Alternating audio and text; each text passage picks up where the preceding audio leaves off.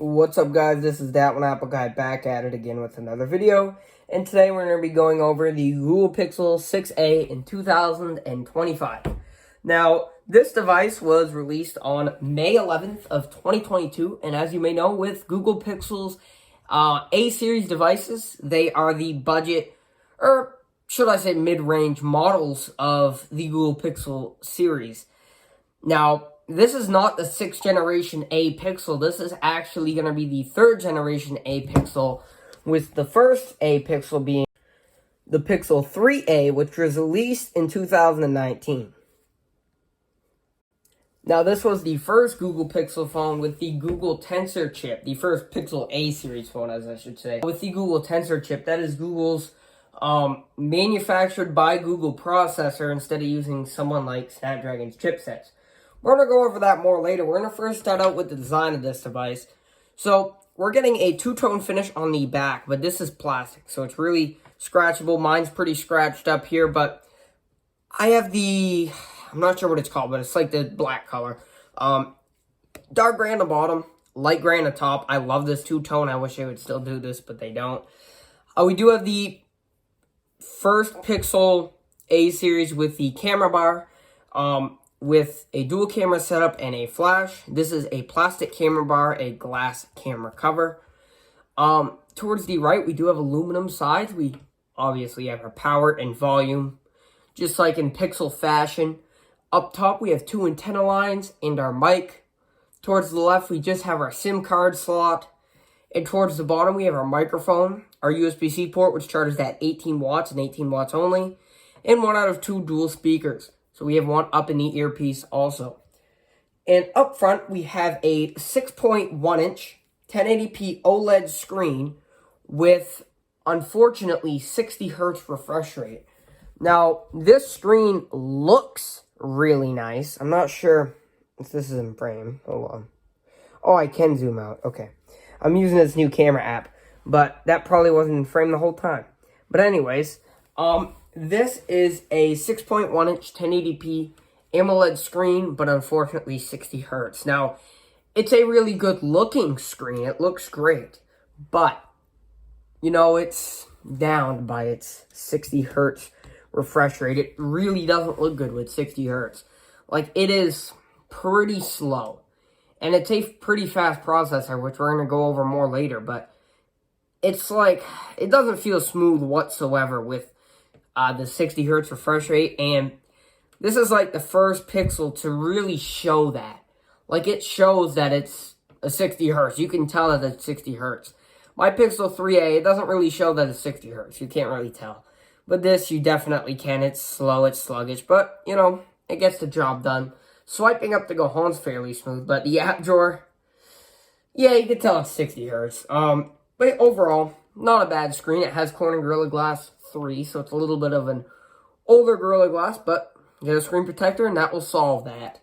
So yeah, it started out with Android 12, and right now I'm running Android 16 on this guy. If I pull it up real quick, this is the QPR1 beta, as you can see, running on Android 16 there. And it's running super great on Android 16. No issues whatsoever. Crazy. And we're supposed to get updates, 5 major OS upgrades. So 13, 14, 15, 16, 17. So we're going to get one more update out of this guy, Android 17, which I think is great. 5 years of updates, plenty. And you're going to be getting quite a bit of security updates also. So for the processor, we're going to be getting the Google Tensor chip, which is a 5nm process, which is kind of weird because usually the regular chips are usually 6 nanometers or something. The GPU is going to be a Mali G78, also coupled with 6 gigabytes of RAM, Samsung DDR5 RAM, kind of weird, and 128 gigs of storage. Now, 6 gigs of RAM is kind of low. It's kind of on the lower side, especially for 2025, but some phones have 4 gigabytes, like the newer A16 5G per se, or the Motorola G5G. Now, if you upgrade that to the G Power, you're getting 8 gigabytes of RAM, which I think this phone should have. But 6 gigabytes is fine, since the Galaxy A26 runs on that, the A35 and phones along those lines. So I think 6 gigabytes of RAM, a little bit on the lower side, but you can make do. As long as you don't do tons and tons of multitasking, you should be getting by. And this Tensor processor, it's pretty good again. Let's go ahead. Let me see if I can find a Geekbench here. Right there. And you can see we're going to be scoring 1470 over 3607. Now, this is a really great score, especially compared to something like, this is my daily driver here. This is a Pixel 8a. This has a Tensor G3 chip, so this is 2 more generations newer than the Pixel 6a. And if we go into Geekbench,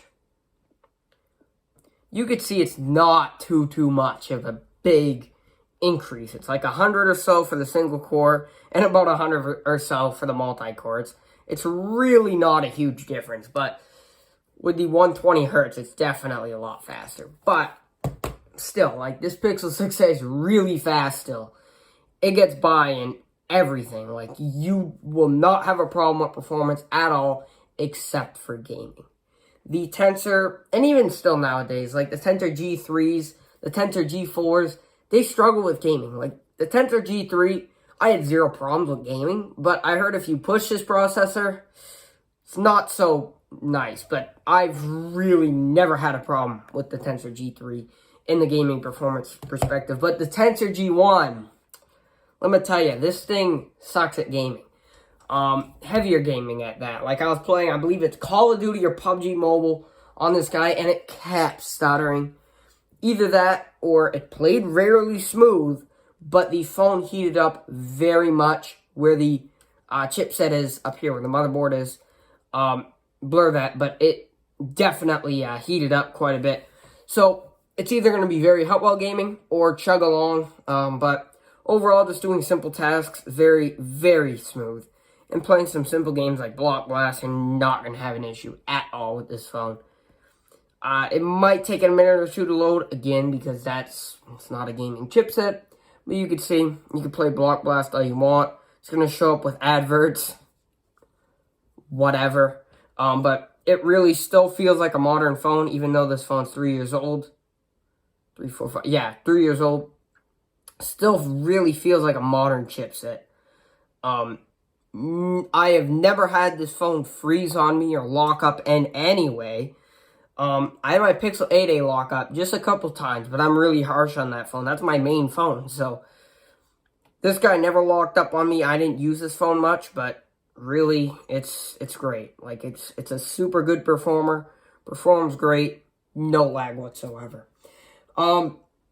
It does have a 12.2 megapixel main sensor, and that does have OIS, and it's coupled with a 12 megapixel ultra-wide without OIS stabilization, and it can record up to 4K at 60 FPS with the main sensor, and 4K at 30 FPS with the ultra-wide sensor. And in the front, we're going to be getting an 8 megapixel camera, which can record at 1080p at 30 FPS. So, safe to say the front camera is not great. It can only record 1080p 30, but these back cameras are reasonable. It's a Pixel camera. It's really good. Not so much video-wise, but it's still really good at video. So you can see you got 1x, you get your 0.6x, you get your 2x, and you can zoom this all the way into 7x. Now, Pixels have never been great with zoom, but, it's pretty reasonable. If I take a picture of my plant with both the 1x and ultra-wide cameras, you can see you're getting definitely a pixel shot. It's really vibrant and really detailed. This is the ultra-wide. And this is the main sensor. So you can see very great detail, very great punchiness. You can zoom this way in and retain some really good detail on this. Great, great photos. You're also going to be getting portrait mode, night sight, which again, very good because it's a Pixel camera. Pixel cameras have great night sight capabilities. Panorama, and you do get this cool photo spear, so you can take like a spear kind of photo there. And I will say, I'm not going to hide this, it's definitely really heating up, and we're not even pushing it. Like, the Tensor G1 definitely has heat problems. You can see it hit 101, definitely on this side it's warm. I don't know how we're going to measure that side, but definitely the back's warm. You can see 100, especially over here, 103. Just in the camera and just on the home screen. Like, it's... This processor gets really warm. Anyways, with video, you have your standard video. You can do 60 FPS with the 1x camera. You can zoom up to 5x in 60 FPS 4K mode. Or you could do 4K 30 FPS with the 0.6. You can also zoom up to 5x on that 4K 30 FPS mode. You can go into here, full HD, 30 FPS, and you can, you could zoom up to 5x. So it looks like 5x for everything. And you can record full HD 60 FPS with the ultra-wide. So if you do want some 60 FPS capabilities for the ultra-wide, it does do 1080p there. But overall, pretty great camera. You do have some cool modes like speech enhancement, video stabilization, and of course flash and stuff like that. You do get slow motion, you get your time lapse. No slow motion with the ultra-wide camera though. But overall, the camera's great. Next up, does have stereo speakers, no headphone jack on this guy, unfortunately. The Pixel 3a did have that headphone jack. I'm not quite sure how to help you with that. I don't know what she's doing. Bluetooth 5.2 capabilities, NFC, USB-C 3.1. So you usually see on these, cheaper mid-range phones or these older mid-range phones, USB 2.0, but you're getting actually 3.1 on here, which is pretty nice. You are getting the AI features such as circle to search. So you can do this, circle to search, whatever. And obviously Google Gemini capabilities. So you can see that, blur that, but Google Gemini right on there. I don't know why none of the Google stuff is working. Probably signed out, but and it does have a IP67 water resistance and dust resistance. Now that means 1 meter of water for 30 minutes. Now I believe the 8A is I believe the 8A is IP68. I'm not sure about that, but that's what I believe. So I think that's a little more water and dust resistant on there, but overall pretty water and dust resistant on there. And 18-watt wired charging. No wireless charging. 8A does have that in the 7A, but overall, the Google Pixel 6a, I think is still a very great, capable phone. I think it has a lot of life left in it. If you have this phone, I would probably wait till the Pixel 10a or get the 9a when the 10a comes out, so you get the 9a for a cheaper price. Because I know I got my 8a for $200 with US Cellular, because the 9a was about to come out. So $200 for this I got. Pretty good deal. This I got for $100 because I bought it 2 Christmases ago, 2 years ago. So it was a year old. Blur that, but a year old. So this phone's very capable. 60 Hz, it's limited. 10 Hz limited, it's very fast, but it heats up tremendously. But anyways, thank you guys for watching. Comment, like, and subscribe, and I'll see you in the next one. Peace out.